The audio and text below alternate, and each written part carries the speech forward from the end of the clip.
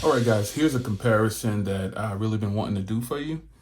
It is the Samsung Galaxy A71 5G versus the LG Velvet 5G.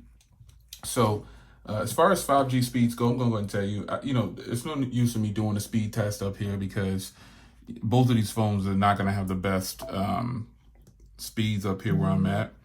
So I'm just gonna kill that off and not even too much worry about that. But 5G speeds definitely depend on where you are. You know what I mean? What you're doing. So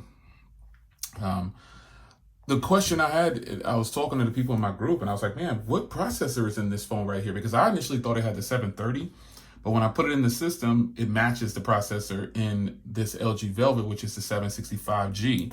So I thought that was pretty interesting. When I put them in there, it's spec for spec. It's the same. When I put it in the identifier, they pretty much come up the same for the processors and everything. So as you can see, they're identical. So I was kind of surprised. I thought this had the 730 in it, but that is the that's the regular version, I guess. I think it is the one I reviewed before, but nonetheless, these are equally matched, really, as far as like the specs go. They are 6.8 inches, 6.7 inches, Super AMOLED display, beautiful display over here. But I wanted to go ahead and just kind of put these side by side because a lot of you guys have been questioning, what do I like better? Which one do I like better? So I'm going to stay up here in the office and I'm going to try to knock this video out for you. Maybe take a couple photos with a front camera and rear camera, whatever. But let's kick this off. So the first thing I want to start with is hardware. And I'll start with the Challenger, I'll say, because I had this one after this one, even though this one was out first. This hardware is pretty much a plastic build. You got a 4-camera setup on the back with the LED right there. You got this nice color shift going on from Samsung. You've got a flat display, which is a huge bonus. You have Type-C and a headphone jack on the bottom down there with a speaker out, single bottom firing speaker on this phone. You've got 6 gigs of RAM, 120 gigs of storage. It's a beautiful thing. This hardware is pretty good. I really like the flat display on here. Now, if you switch over to the Velvet, you've got a completely different setup. You've got this shiny back on this one, and you've got the 3-camera setup right here with one LED and like the little teardrop thing going right here. That's pretty cool. And you've got Type-C and speaker out, but this has stereo speakers, and this is really, really loud. But this phone right here has pretty decent speakers too. You know what I mean? So maybe I'll play a song or something right now. Actually, I guess I'll just go ahead and do that now. But as far as hardware goes, this is a curved body. It tapers off the sides, really curved. Now, here's the problem with liking both of these phones. I like the screen and the way this phone is built, but I like the hardware feel on the LG Velvet. So I'm gonna go ahead and call that a wash, even though they're basically spec the same internally. But this one has the stereo speakers, so on the hardware. So I'll give it a 1-up, and let me play some music real quick here. Let me load up some music real fast here.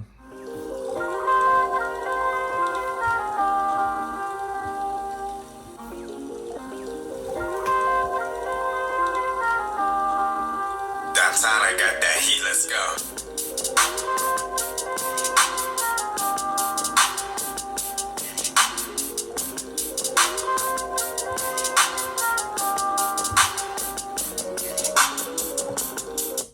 Play the same song over here.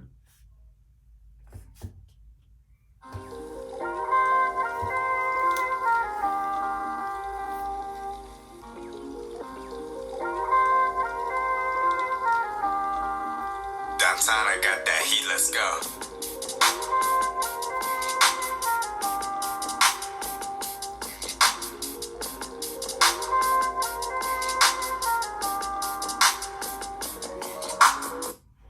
So in that quick one, you can already tell that this one's going to have a lot more. Let's go to another one here.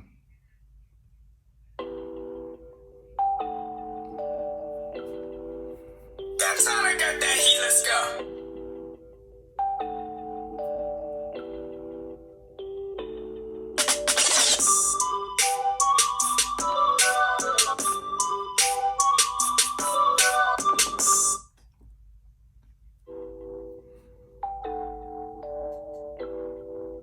That time I got that heat, let's go.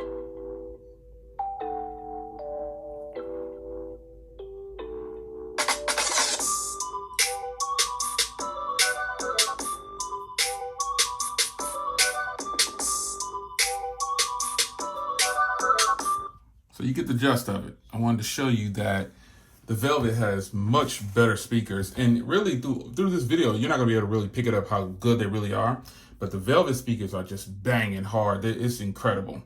So hardware wise, I like the screen and the way this phone feels. Speaker wise, I like this phone better, and I like the way this phone looks. You know, it's narrower. This one actually probably feels a little bit better in the hand, but the fact that it's got the curve compared to flat screen, you know, it's kind of, I'll give it a tie for the hardware though, because I like something about both of these. And you as I go along, take notes and then post your comments down below how you feel about each thing that I'm comparing, and you give your thoughts on it based on what you see, or if you have both of these. So that's hardware. Now, since these pretty much have the same internals, performance on both of these is going to be, you know, pretty much a wash to me, you know, because it comes down to the optimization about performance. But I mean, I can pop open a couple of apps, but they're both over the same Wi-Fi, but they're both pretty much open and everything. You know, it's not bad. It's you know, the LG loaded it up right there to the top already. But you know, nonetheless, performance on these, you're not going to see too much difference. It's just a matter of, you know, who's really paying attention to how fast something is loading. And one thing you want to notice about these two applications from Instagram, this is the new Instagram. So if you haven't learned about the new Instagram, you'll eventually get the update. But your likes are going to be up here now, and the store is down here. It's kind of strange, but they added that. If you notice that, that's different. So look out for the new Instagram. But you know, performance on these, man, this is a matter of, you know, which one you think feels better. Some people don't like One UI. Some people don't like Velvet UI or, you know, LG's UI. There's no boot loop. There's no problems with this UI, and there's no problems with this UI. I like them both. And I think that, you know, in the end, you got to decide which one you like. And I think that both of these are great skins over Android. Nothing really. If you want a real experience with Android, you got to get a stock Android device. You got to get a Pixel. This phone flies. This phone also has 6 gigs of RAM and 128 gigs of storage, and it costs $350, and both of these cost $600. So keep that in mind too. I'll get to stuff like that later, but as far as software goes and performance, these pretty much do the same to me. There's nothing different about it. Now I want to talk about something that's most people probably won't talk about, is call quality. Call quality on both of these are actually really solid. The LG having the stereo speaker setup, it seems like when I put it on speakerphone, it's really loud with the Velvet. But the Samsung is really clear. It sounds really good. So, but basically, I've used this on AT&T and this is on T-Mobile. So, you know, T-Mobile speeds are faster overall than AT&T, no matter where I go. Theirs seems to be faster. Like I'll put it on. I said I wasn't gonna do speeds, but some of you guys just might want to know. It's gonna be really slow up here. In this office, it's gonna be like really slow. I'm like buried away. But nonetheless, in my testing, I found that T-Mobile speeds are generally just faster than AT&T's no matter what. So, you know, I guess now AT&T will probably make me out of a liar when I hit these up. So you got AT&T over here. It's on T-Mobile's Austin. So I'll change this to Austin because I know there is one. Should be one. Well, no, it's not an AT&T Austin right now. So I'll leave it on AT&T Plano. But I'm going to go ahead and hit these and just give you some general idea of what it's going to be like. This is actually on 5G and this one is on LTE.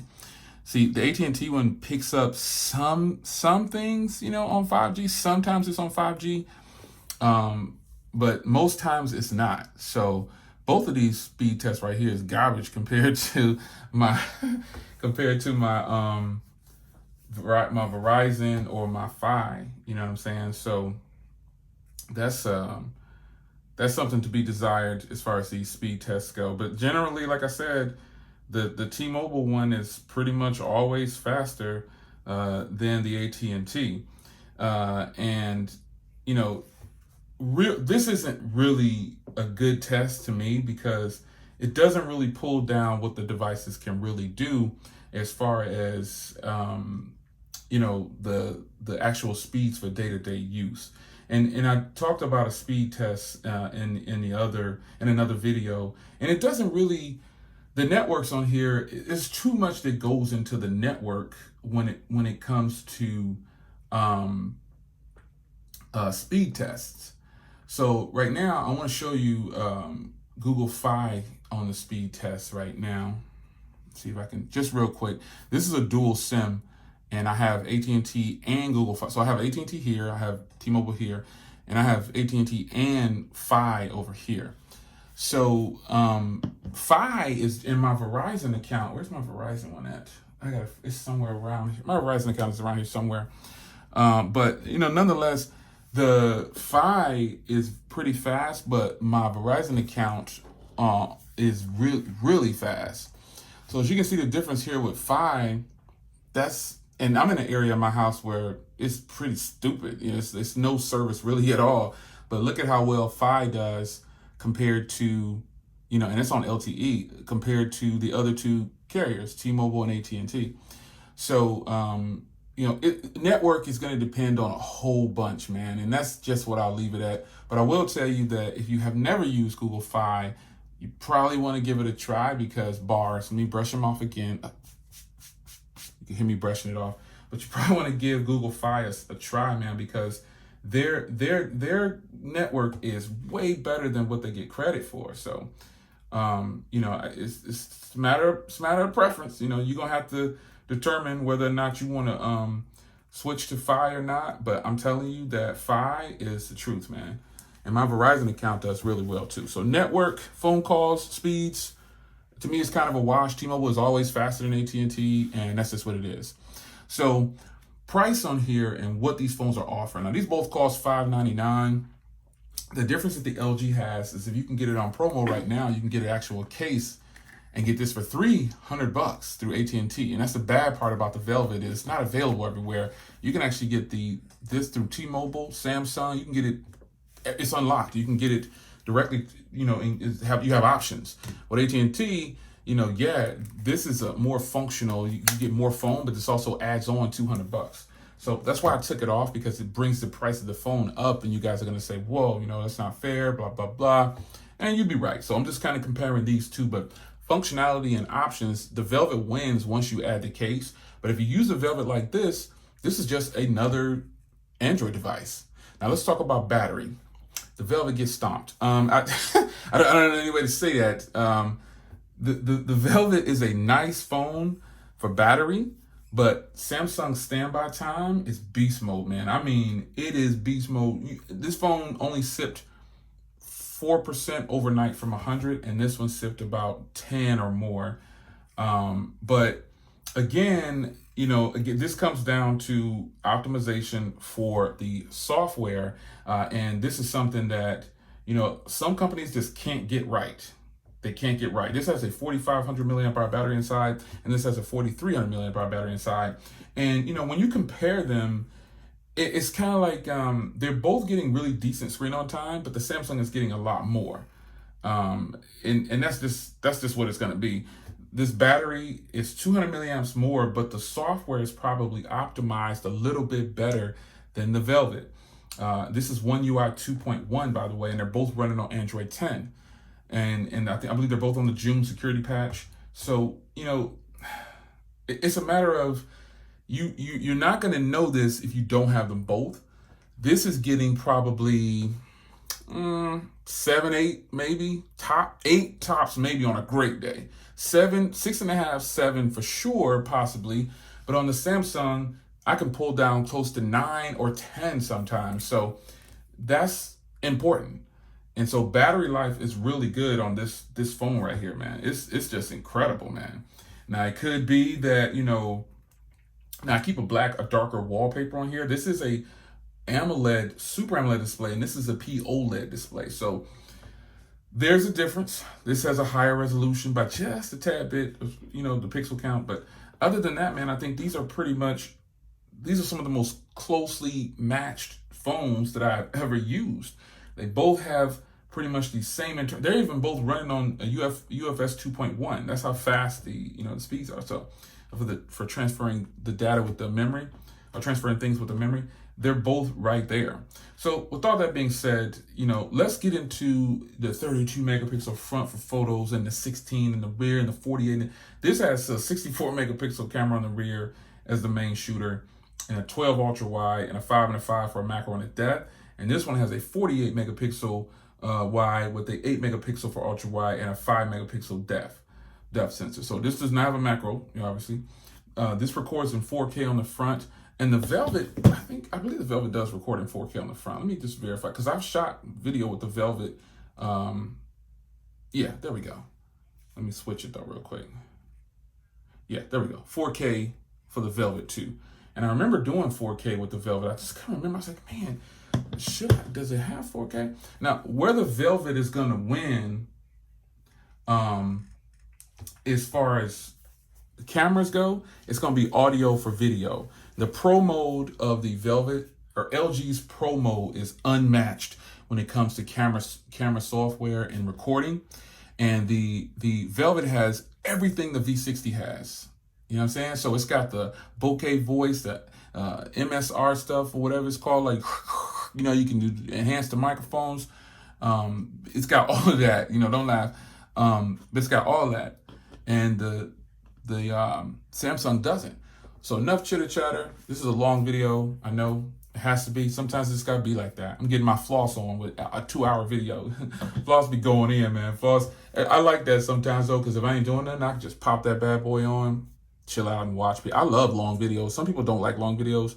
They don't have the patience to watch through, but I do. I love long videos. So let's get some camera samples on here, and let's get this thing going some more.